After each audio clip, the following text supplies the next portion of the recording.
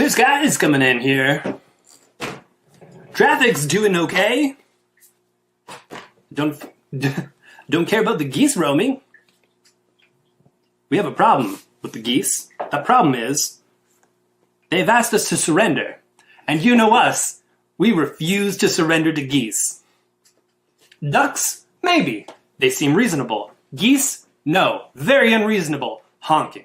Honking like they think they're cars. They're not cars. Hence the traffic problems. It is ridiculous, and I will not stand for it. Not again. Not anymore. Ridiculous.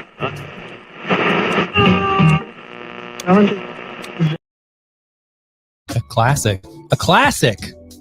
A classic of Brandon being weird. Hi, everybody. Welcome to the Tuesday night streaming show here from Variant Edition. My name is Brandon. And today I've got a short stack. There's not a whole lot coming out this week that's new. But one of the biggest releases is out this week. We'll talk about that shortly. Hello, everybody out there in internet's land.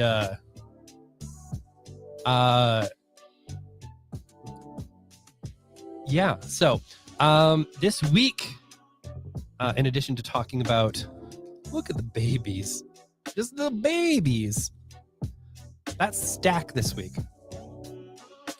We're going to talk about what's happening in the industry right now. Specifically, we did finally get the diamond shipment last week. It was left outside of our front door early Thursday morning. You might think, wow, that's a bad way to deliver anything. Just leaving a box out in front of a store for basically anyone to pal around with, make friends with, caress lovingly. The sweet, sweet caress of the sun. You might think that's okay. I was a little mad. Turns out a little snafu with one of our delivery drivers, not a regular driver, which I expected. Frustrating nonetheless. And diamond stuff is not at most retailers this week as well. Now, one of the problems with that is a lot of the stuff in this week's shipment was meant for last week. Diamond is behind on getting product to people. Hi, Jiminy. Behind on getting product to people, not just in the shipments arriving, which we're told could be tomorrow, could be Thursday. Turns out the tracking that we're given does not give us any information on where our books are, which also seems to be a bit of a problem, I would suggest. And again, like I talked about last week, think about just even 4 years ago, a little over 4 years ago at this point. So let's go 5, round it up. Diamond was the only comics distributor. They had a monopoly. And now they fall into a place where they only have one warehouse that they're serving a very small handful of publishers from. A very small fraction of the industry. Now, I do know that a lot of people do order their Marvel and Image and a few others that they can still get through Diamond as a wholesaler. They're not the full distributors of that. Those people generally are taking a hit on a discount level and pay shipping as Penguin Random House and find folk at Universal for stuff served by Penguin Random House do not charge shipping.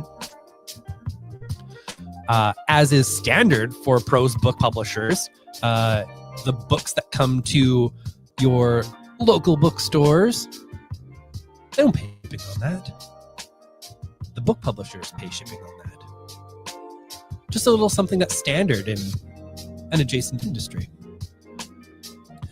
A lot of the people who have been hanging out with Diamond, getting their Marvel, getting their Image, are kind of rethinking their tactics right now because, well, they're not being served.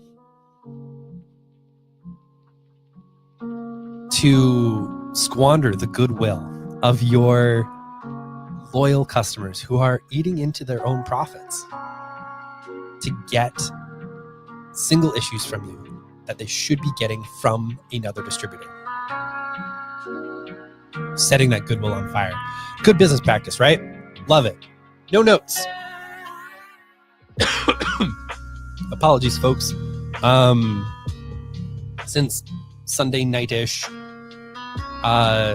Monday, I've had a little bit of a cold, and it's been kicking my butt. But it's not as bad as it was on Monday, and slow improvements. But I still got a little bit of a cold.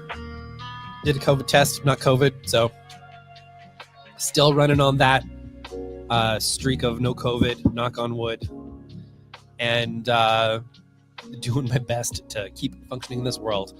And speaking of that, I promised in the title of this video that I'll talk about right off the top a little bit of how to survive a flood and live to tell a tale. It's kind of warts and all 2024, a variant edition this year. And let me tell you, it has been a lot.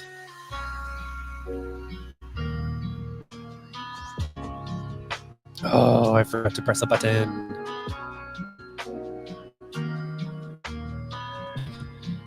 I'm live on Instagram live now. Whoops. Folks on Instagram Live, I've been talking for a little bit here about Diamond Woes and how they really screwed up again this week. Bad stuff from one of the major comic distributors. Was the only comic distributor. They're still not getting stuff to people. This week's stuff is late again, not just for us, but industry-wide. Seems like a bad move. And we're all just trying to push forward while Diamond is shipping things in this shipment that should have been in last week's. And they're really kind of messing up people who are really trying to hold them up. So boo to them. Outside of that, I did... you're right. Random comments on Instagram. That I can't put up on the stream because it doesn't have that functionality here. Good times. Yeah, so I was going to talk a little bit about out of the end of that about how the store's year has been in terms of our 2024. As most of you know, the year started out with a little bit of a flood. Our old location, which throughout the year I started deeming warehouse, experienced some flooding in late January 2024.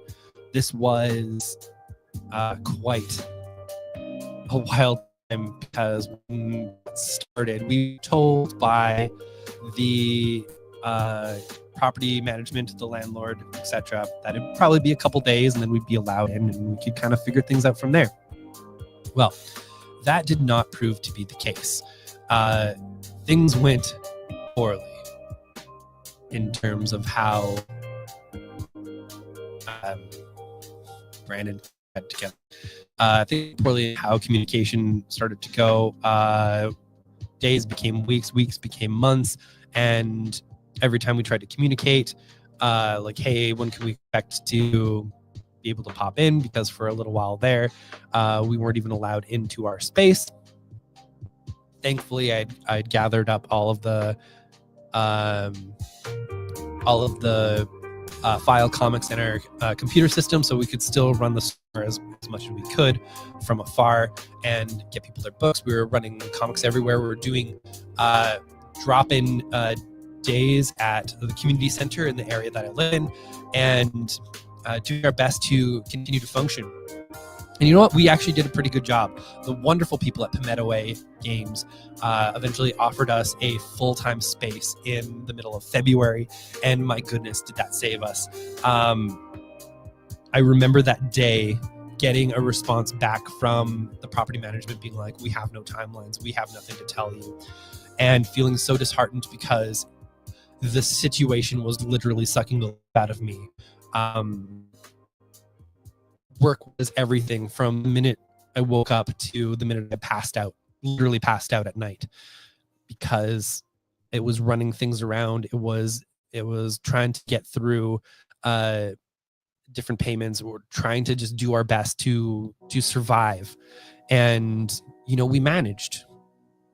And then Palmetto Way reached out and offered us a room, a sanctuary, basically. And for a few months, all the way through to mid-May, we functioned from there. We participated in Independent Bookstore Day, Canadian Independent Bookstore Day. And then the week after was Free Comic Book Day. We brought those events to Palmetto Way and hopefully gave them a bunch of business in the short term, hopefully in the long run as well. I know a lot of people were buying games from them, and thank you so much for doing that, because they supported us so much. We were doing our best in that space. It was basically a room that we had as retail space, and then we had access to some of their office to do a lot of our bonus work. And we were pushing through and doing, pretty much all that we could to try and get things through. And it ended up going pretty well. So we got to a point where we ended up finding a new location. This would essentially be a risk, because most commercial leases have a part in their contract where if something like this catastrophic happens, the landlord has up to 6 months to get things back in motion. You have to just wait. Now, not from the landlord or the property management, but we basically kind of figured out through different hints and cues from people who are working on the property to the realtor who used to try and lease out spaces on the property, talking with us that things weren't going to be ready by a certain deadline. So we got things in order, moved to our current space in May. On May the 15th, we were open and doing our best. We had a fraction of the space that was usable because everything else was filled with boxes. We moved quick and it was hard and tough. And then we kind of landed. We felt okay. A lot of us trying to get through that time was pushing through and going off of the support of our regular customers who carried us, full stop. Without all of you, Variant Edition wouldn't be around. And the ripple effects of the flooding and the limited amount of space we had has pushed through to the end of the year. So what a lot of people don't realize about sort of single issues and being able to get things into people's hands is you really need to be able to talk about the comics with people, hand sell them. And in a situation where we're operating out from a small room, we didn't want to have a lot of shelf. And quite honestly, the whole situation stressed me out that I was barely reading anything. I was doing my best trying to push through a lot of things. I would read some things here and there, but I wasn't being able to connect with the books because I couldn't grasp. I couldn't pay attention. The stress was really freaking me out, and we didn't have a lot for shelf. We couldn't have a lot for shelf. We were operating from a small room and then basically going to what I call the warehouse every day, grabbing books and bringing them to people, order them off the website. So really trying to do the best that I possibly could to get things to people. And it worked out for the most part. The hardest part of the last half of this year was realizing what the ripple effects would be from that. So once I got landed, started getting things in motion, a few other things happened. As a lot of you know, Danica parted ways with the company. She was also my partner in general, and we also mutually parted ways. And honestly, the best for all parties. Everyone's doing a lot better. from this, and the store is doing pretty okay. But there's like an adjustment from running a store with a few people to running a store by yourself. And I will be honest, a lot of the scale back was to make sure that things kept running.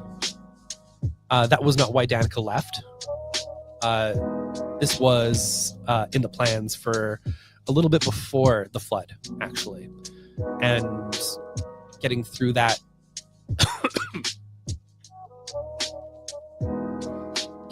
was a bit of a trial.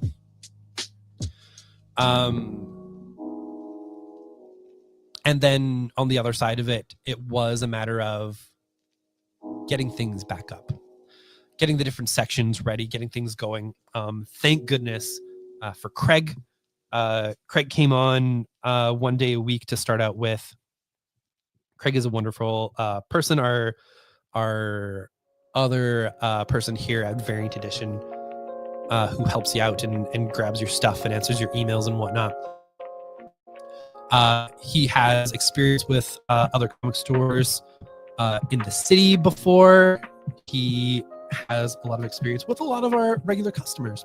And he is a great merchandiser. He's a great person. And he is a great with Variant Edition. And he has really helped build out the back end. Especially with a lot of my shortcomings, I can be a little scattered and getting things forward. But having Craig on the team and really moving things forward in a new direction and getting things solidified has been amazing. But it has been a slow build. By the time it got to September, October, I was a little shaky on how things were going to go. And I just want to be honest about that, basically. Because what I didn't realize was when we're in that small space, when I couldn't really engage with the books and couldn't hand sell things, there's a lingering effect. So a lot of the bigger books that were coming out during that period of time weren't landing as hard as they could. We weren't getting the numbers that we should. We weren't connecting those books with the people as we should. And that has a sales ripple effect going forward. So finally in September, there's been some in the summer, there's been some books that we've really been able to build momentum on, and things are coming back up, and we're really seeing the effects of that in November, and having the ability to do book fairs again, and having the ability to have coverage again as the finances built up. It's building bigger and better. And man, small business is such a roller coaster. Sometimes you're up so high, and you have a couple bad weeks, and you're just sitting there figuring out, like, okay, so what needs to happen to get through the next little while? It sounds very scary, because there's a lot in independent business that you should be scared about. It was one of the earliest bits of advice that I got that I appreciate so much. It was from our original landlord, Jim Carey, not that Jim Carey, an architect, Jim Carey, who, when we were both ended up at the bank at the same time, kind of sitting down waiting, he asked, like, how are things going? I'm like, you know what, pretty good, but things are scary. And he goes, that's great. The minute things stop being scary, it means you stopped caring. And when you've stopped caring, that means you should figure out how to wind things down or figure out what you want to do, because it's not going to work anymore. And so, which seems a little hard, because it's telling you should always be scared when you're running your small business. You should always kind of be looking and pointing and trying to grow and trying to reach and trying to push. Because it's about building, it's about reaching out to people, it's about building community, it's about bringing people in and having and building up. And that can be hard, but it's necessary. It's necessary work for the type of thing that we do, and I wouldn't trade it for anything. So what I want to communicate with folks right now is, things are good. I know I just said that things were scary like the previous 2 months, and they were a little bit because I have a certain threshold I like. The business still has a nice cushion, but I don't like going below a certain amount. Surprise bills, blah, blah, blah, what have you. I have a number in mind. That's a base level, and it's for the rainy days. And we had a lot of rain this year. But boy, are we coming out of it. And we're coming out of it bigger and better than ever. We're coming out of it with a lot of steam, with a lot of projects, with a lot of coordination, with a lot of projects that are coming in this new year, with a lot of support from you, with a lot of new customers coming in the door, open file, building things back up and discovering new comics. And the book fairs. Oh, the book fairs just give me life because it's a whole bunch of people experiencing comics. Last week, I put over 200 new graphic novels into the hands of young children. That's amazing. That's a great thing. I'm so excited about all of that. And yeah, that's kind of where the store is at. I just wanted to give sort of like a 2004 like brief summary in a way. Here's how things have gone. Here's how things are going. And I can tell you that 2005 is looking 2025 is looking absolutely amazing. I'm getting a little stuffy, so please bear with me. I do have a comment from the Instagrams that I can't put up, but it says, I feel for you guys on the flood. Having to move after 2 arson attacks in the first location was a major pain for my shop. Best wishes in 2025. Yeah, I wouldn't wish any of this on my most bitter of enemies. And yeah, that's just the long and short of it. So thank you all for listening to that rambling. I'm going to try and go through this short stack as quickly as possible because I am really stuffing up. I kind of been just snot out everywhere. So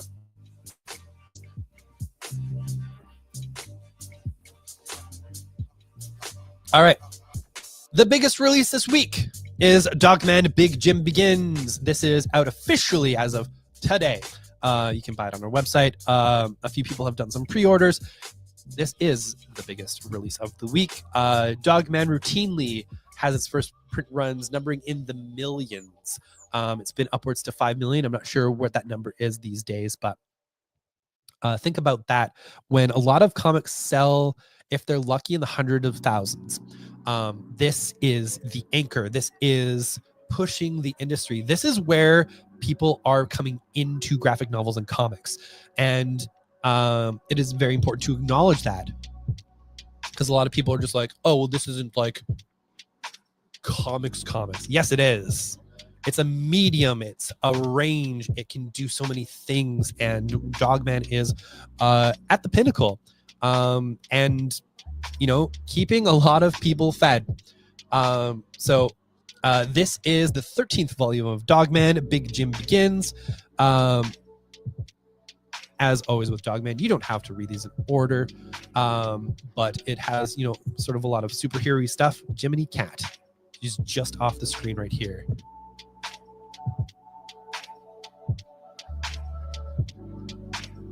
Glaring. Why are you glaring? Be nice. This is definitely on the more superhero end of the Dogman series. It kind of oscillates between Dogman as cop and Dogman as superhero type stuff. For those of you who don't know the origin of Dogman, a dog and a cop got caught in an explosion. The body of the cop was fine. The head of the dog was fine. So they put them together. Now he fights crime. Dogman! One of the biggest and best this industry has. Ba-da, ba-da, ba-da, ba-da, ba-da, ba-da.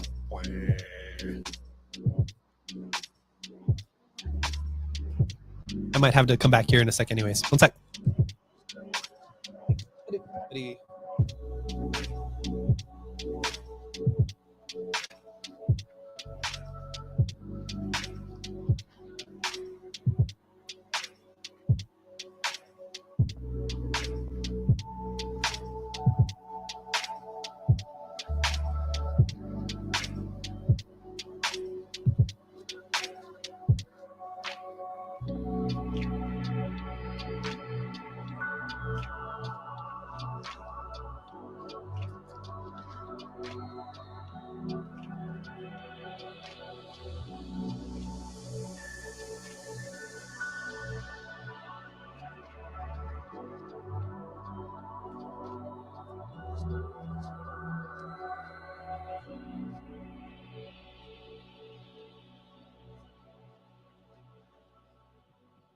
I forgot the reading pile that I had over yonder.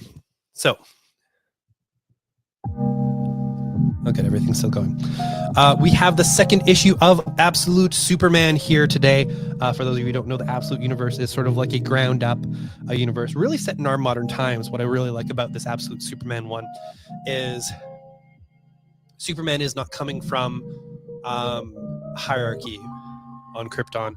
His parents were trying to warn about the problems with overextending, say, their world's resources and how that could be destruction for them. And they were kind of out of the higher groups to do manual labor. So they ignored their warnings, and then, planet go explodo. Nothing relevant to today's times. This Superman is fighting for Brazilian mine rights. He's working from the ground up. It's like the original Superman when people are just like, why are comics coming up with all these messages? The original Superman was beating up shady landlords, all this kind of stuff. I will never accept people just being like, hey, comics need to stop proselytizing, when the core of superhero comics especially is like Captain America punching Hitler on the cover of issue 1 a whole year before America joins the war.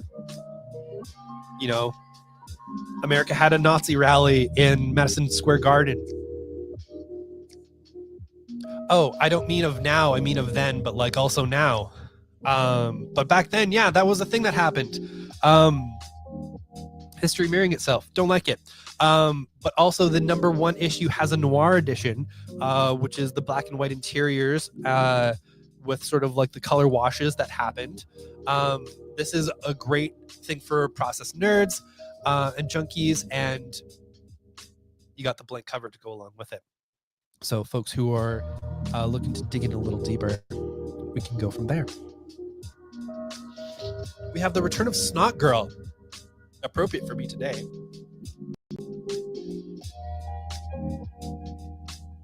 Clearing things out with the mic on mute. That's why I'm trying to do this pretty quick. So, Snot Girl from Scott Pilgrim's Brian Lee O'Malley as the writer, and Leslie Hunt. This has gone for a while, but if you're into a little bit of social media, cult of personality, anxiety, queer relationships, a little bit of magical realism, and allergies, Snot Girl is your thing. We do have the first 3 games in the store. You can check that out at variantedmonton.com if you want to order anything there. Everything we can get and everything we have in store is on our website in terms of graphic novels. All of the volumes of Snot Girl come with French flaps, one of my favorite things in the world. And yeah, this is the return of that book that has been on hiatus for several years. Very excited for folks to be able to check that out again. We have Flash Comics. Number 1, it's the first appearance of the original Golden Age Flash. You get the facsimile edition style, so it's got all the old doodads and text pages and all of those fun little bits and bobs. It's always really cool to do a facsimile edition. We have a couple of Christmas stories here, 3 in a row. We've got Holidays Tales to Astonish. This is a mix and match of a whole bunch of Marvel superheroes doing some holiday stuff. So if you're looking for Fantastic Four, you're looking for some X-Men, you're looking for the Spectacular Spider-Man, and this Spider-Man in this case are Peter Parker and Miles Morales. For those of you who are looking for that, you've got a lovely assortment here. The Fantastic Four book is by Jerry Duggan and Phil Noto. Beautiful. The Uncanny X-Men is Daniel Kibble-Smith and Pat Ulf. And Spectacular Spider-Man is Jean Luen Yang and Dylan Burnett. That is a murderer's row of people. That's not going out and getting randos to put together a Christmas thing. This is, I know for a fact, Jean Luen Yang has won any awards. And I think a MacArthur Genius Grant. I'm pretty sure he was one of the ones who did that, amongst a lot of other things. So pretty cool. We've got Dread the Halls. This is a horror anthology from the folks at Syzygy. And this does a whole lot of different tales. But you've got this beautiful cover by Maria Wolf. This is for folks who like to get a little spook in their season. And I know there's a bunch of you out there. I have a bunch of this in files for you. You didn't ask. I knew you wanted it. That's just how that goes. Sasufi. Absolutely. For those of you who don't know, a lot of times when I do have the French flaps, I do a little Sasufi. Ooh la la. As one does, because fancy. All right. And finally, we have Christmas 365. Now, I'm going to have to... Young Miss Jiminy, always in the way of where I need to be looking. But this is from Mikey Way and Jonathan Rivera. You might know Mikey Way as Gerard Way's a brother. And Jonathan Rivera as a cohort. They often do a lot of comics together. And this is a little Christmas bit for it. Peter Kowalski does the art. I love his stuff. When you see his name, you know you're going to get a little bit of quality happening. So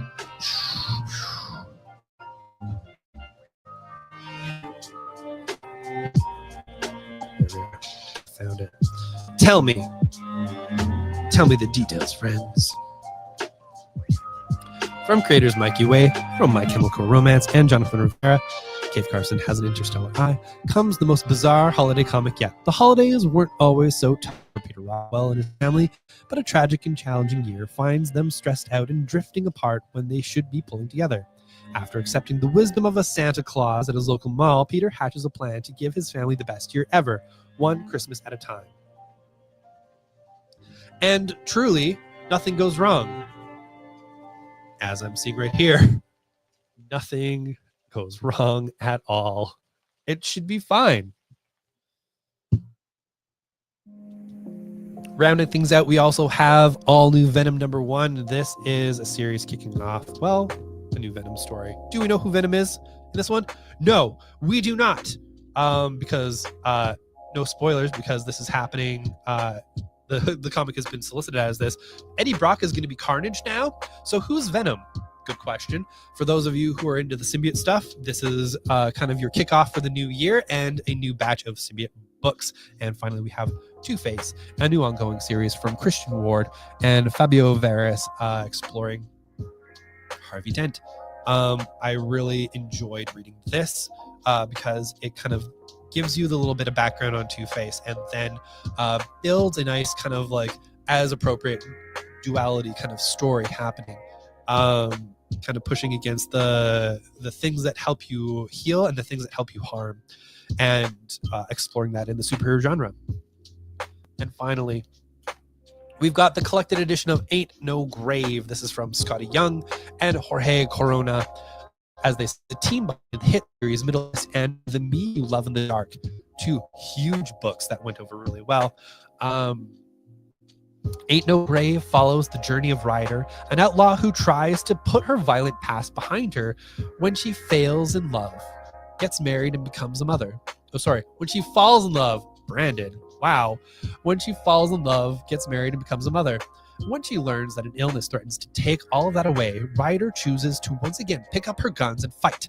In an effort to have more time in this world, she sets out across the land to a place beyond the living, looking to kill the one that holds her life in her hands, Death himself. Really cool concept, and something that they've done. They've done an exclusive Scotty Young cover. This one is very limited. One for every 10 covers that we ordered. We got one copy. Most places will not have this book. This one is going to be more expensive, but it and a lot of ours are going to come with a signed book plate from both of the creators. This is not something that you will find at most, if not any of the other stores in Edmonton, if not a lot of the places around in general, because we're just great like that. Two huge creators at the top of their game, and a little bit of a bonus for y'all, signed book plate for Ain't No Grave. All right. I'm a snotty mess. I've been doing my best to stop that from being an issue on the back end here. So thank you all for traveling along with me today. I hope that you all are doing well. I am going to clear myself up and try and take it easy tonight. And I will see you all hopefully in the store soon, not on the platform in the future. And hey, take care of yourself. Be chill. And put kindness in the world. Yeah? Seems like a good deal? Seems like a good deal. All right. Thank you all. We will talk soon. Bye.